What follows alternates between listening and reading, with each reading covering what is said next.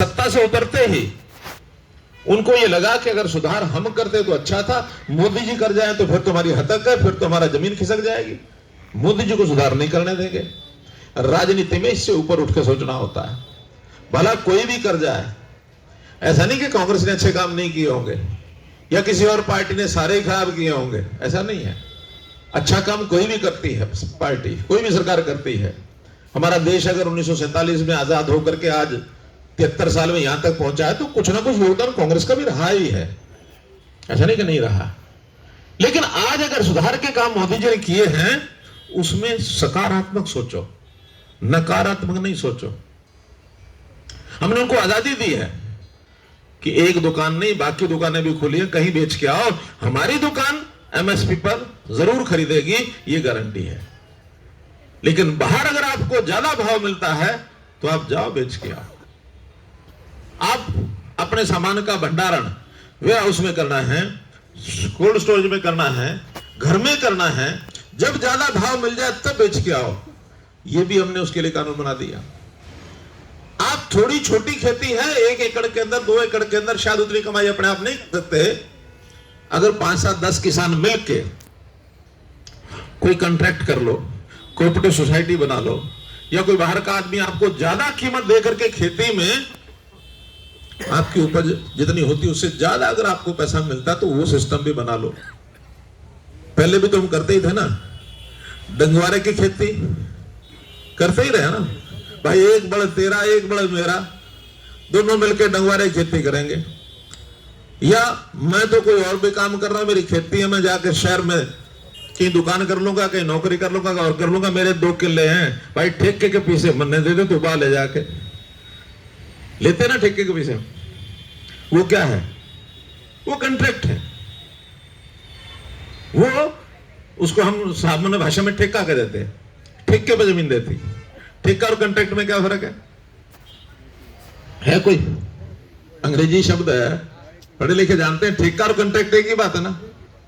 अब उसने थोड़ा बड़े कंपनियों को हमने कह दिया भाई अगर आप ज्यादा पैसा कमा के किसान को दे सकते हो तो जो किसान की जमीन आप बो करके उसको पैसा दोगे वो खाली रहेगा तो उसको रोजगार हम देंगे, हम उसको रोजगार के लिए इंडस्ट्री लगवाएंगे।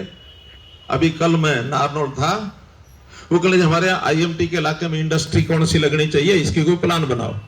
मगर प्लान मैं बना देता हूं, लोग आगे आए। तमिलनाडु के लोग अपना डोसा और ये जो आपका इडली सारी दुनिया में मशहूर कर दी ना। अमृतसर वालों ने अपना पराठा सारी दुनिया में मशहूर कर दिया। गुजरात के लोगों ने फाफड़ा और वो क्या ढोकला सारी दुनिया में मशहूर कर दिया। हम क्या अपने बाजरे के रोट, बाजरे की कोई खिचड़ी या बाजरे का कोई चूरमा या बाजरे के लड्डू, बाजरे के बिस्कुट साथ में देसी घी मिला के क्या सारी दुनिया में मशहूर कर सकते कि नहीं? एकदम कई नेता खड़े हो के हम कर सकते हैं।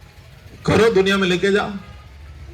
पैसा तो बाजार में बहुत मिलता है, हमारे अपने घर की चीज का हमको कुछ नहीं मिलता। घर का दूध आदमी पी जाता, कुछ लगता थोड़ी है। पड़ोसी भी मांगेगा तो 10-5 रुपए किलो देगा। लेकिन अगर अच्छी पैकिंग करके दिल्ली में लेके जाएंगे, गाय का दूध आज भी 100 रुपए किलो बिकता है, गाय का दूध। तो मार्केट जहां बड़ी है, पैसा जहां ज्यादा मिलता है, वो किसानों के लिए उपलब्ध करा के हम लाएं, ये इस कानून में छुपा हुआ है। तो आप अपने इलाके के लोगों को समझाओ। और इसमें भी हमारा किसान उतना ज्यादा अभी नहीं आगे बढ़ा है। ये पंजाब के लोगों को ही थोड़ा, वहां की समस्याएं और हैं, कहानियां और हैं। हम तो यहां हर चीज खरीदने लग गए हैं, सरसों क्या, बाजरा क्या, मक्का क्या, मूंग क्या, मूंगफली, सब चीजें खरीदते, कपास। वहां तो धान और गेहूं के अलावा कुछ बेचते ही नहीं। गन्ना हमारे यहां सबसे ज्यादा 350 रुपए quintal, highest in the country, ये हमारा है। तो हम तो हरियाणा के किसान के लिए सरकारी घाटा भी खाने के लिए तैयार हैं। पंजाब खोखला हुआ है, उसके पास घाटा खाने के लिए पैसा ही नहीं है। तो मित्रों, ये विषय जो कि आप सब किसानों के प्रतिनिधि ज्यादा यहाँ बैठे हुए मुझे लग रहे हैं, इसलिए मैंने आपके सामने विषय रखा है। विषय तो नगर निगम के चुनाव का है, इनसे उसका लेना देना नहीं है। लेकिन आप अपने वोटर्स को ये विषय समझाओ कि कांग्रेस का खेल, चाहे वो सेंटर में हो, चाहे स्टेट में हो, चाहे नगर निगम में हो, ये अलग अलग तरीके खेल खेलते हैं। इनमें से अगर बचोगे, एक अच्छी सरकार या नगर निगम में बनाओगे, हमारे ईमानदार प्रत्याशी, चाहे वो मेयर के प्रत्याशी ललित बत्रा हो, चाहे 20 के 20 हमारे पार्षद वो जननायक जनता पार्टी के, भारतीय जनता पार्टी के, दोनों के मिला के हैं। मैं उस पार्टी का नाम आजकल लेने लग गया हूं, बीजेजेपी है। दोनों आगे कि नहीं?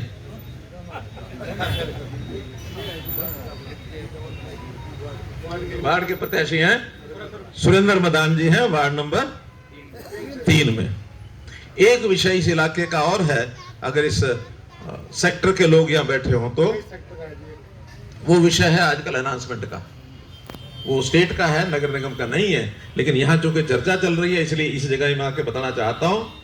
हमने राहत देने के लिए 2 स्कीमें पहले निकाली थी। एक बार 40% का बेनिफिट दिया था, एक बार 37.5% का दिया था, लेकिन कुछ वहां भी लीडर लोग उभर गए।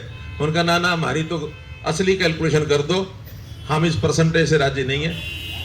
वो असली कैलकुलेशन करने लगे तो वो कई तरह के फार्मूले, फिर भी जजों की, रिटायर्ड जजों की कमेटी बन गई, उन्होंने कुछ सुझाया, तो वो सारा सिस्टम बढ़ाने में थोड़ा टाइम लग गया। आज उसमें हर एक 16,000 लोग बाकी हैं अभी, उसमें सोनीपत के भी हैं, हिसार के भी हैं, हर एक जहां जहां हुड्डा के सेक्टर हैं, उनकी कैलकुलेशन का फाइनल स्वरूप बन गया है। हाँ, उसमें अब अलग अलग है, किसी को 60% का फायदा तो किसी को 30% का, किसी को 50 का। अब हो सकता है 30 वाला पछताए कि मुझे 40 का फायदा मैंने क्यों नहीं ले लिया, 50 वाला 60 वाला थोड़ा और राज्य हो लेगा, लेकिन थोड़े बहुत हैं, ज्यादातर वही है 40 के आसपास के। इसलिए उनकी कैलकुलेशन लगभग कंप्लीट हो गया। मुझे टाइम थोड़ा कम मिल रहा है, मैंने उसको जरा एक बार चेक करना है। मैंने ये कह दिया इस कैलकुलेशन को चेक खुद करूंगा, कहीं आप फिर किसी का गर्दन का ना काट लो, किसी की गर्दन नहीं कटने देंगे किसी की। जो जायज होगा उसमें 2 फायदे दिए हमने।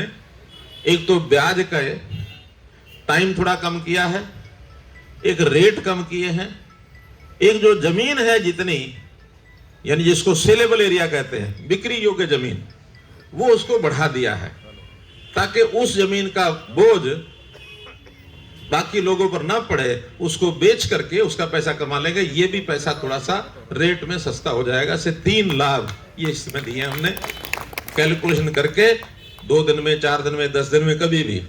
लेकिन इसको इस नगर निगम के चुनाव के साथ मत जोड़ना, ईमानदारी से कह रहा हूं, उससे अलग विषय है। और जो जायज है उसको करेंगे, किसी की गर्दन नहीं कटने देंगे। अब आपसे अपील है कि हमारी पूरी टीम